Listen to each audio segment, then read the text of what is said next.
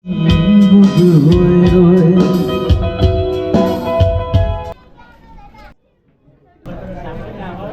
খাবার দাবার মোটামুটি ভালো ছিল।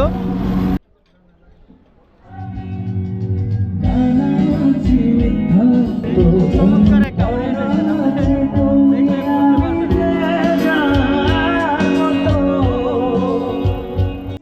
কলা 30 টাকা হালি কলা।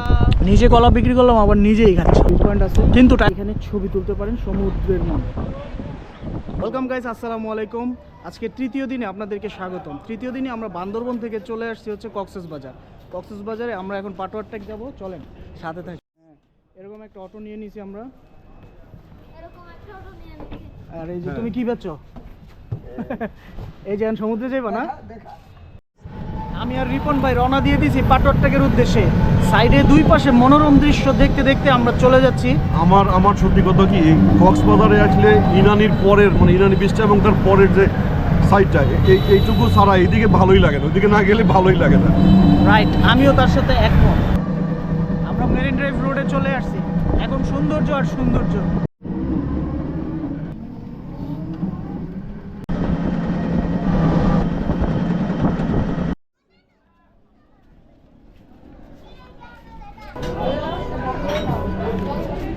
আচ্ছা, আমরা ইরানি বিচের সামনে একটু সামনে আসছি বি বিস্ত্রতে। এখানে একটা কোরাল থালি দিলাম, ওতে প্লেন রাইস থাকবে, কোরাল মাছ থাকবে, সালাদ থাকবে, ডাল থাকবে, আলু ভর্তা থাকবে। তো আমি বরাবরই জানি যে কক্সবাজারের কোরাল মাছটা ওরা খুব সুন্দর করে রান্না করে।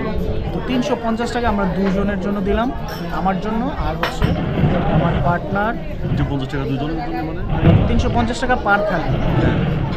আমার জন্য একটা আর আমার পার্টনারের জন্য একটা। দুজনে আমরা কোরাল মাছটা ট্রাই করে জানাবো যে আসলে কেমন। আপনি নেক্সট টাইম এখানে খেতে আসবেন কি আসবেন না। ঠিক মাছটা সেটা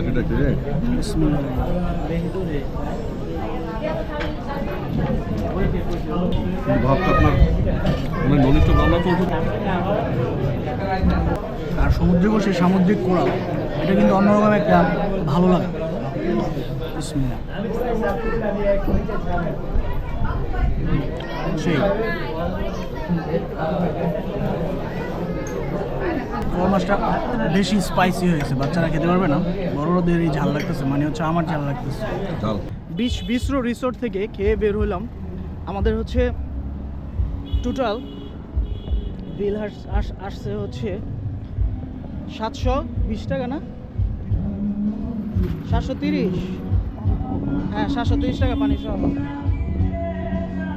তো খাবার দাবার মোটামুটি ভালো ছিল, ভিউ অনুযায়ী রিজনেবল প্রাইস। এখানে লাইভ গান চলতেছে, চমৎকার একটা orientation, দেখলে বুঝতে পারবেন।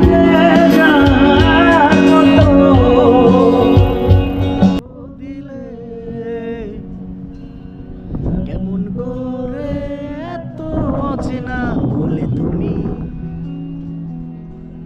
কিভাবে এত বদলে গেছি আমি।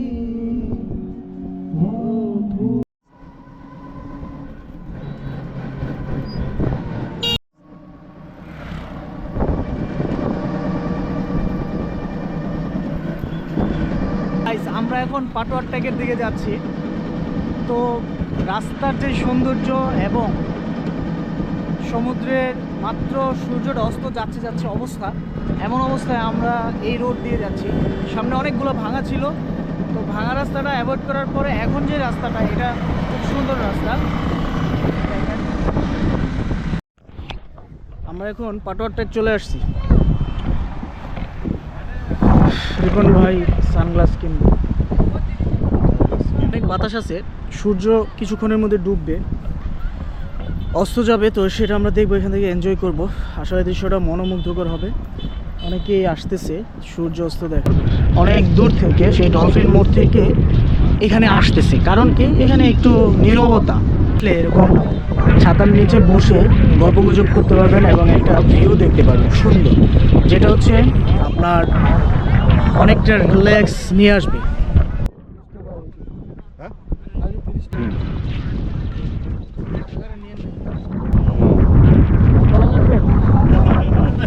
30 টাকা হলে কিন্তু 30 টাকা।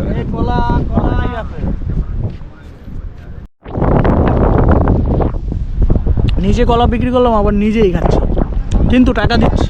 বুঝেন কীভাবে বিক্রি করছি।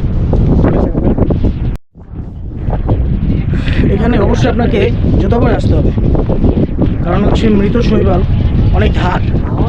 তো যেহেতু ধার আছে অনেক, তো সেহেতু অবশ্যই আপনাকে জুতা পরে আসতে হবে। আমাদের রিপন ভাই ফটো সেশন করতেছে, ছবি তুলতেছে, ওই যে আসতেছে।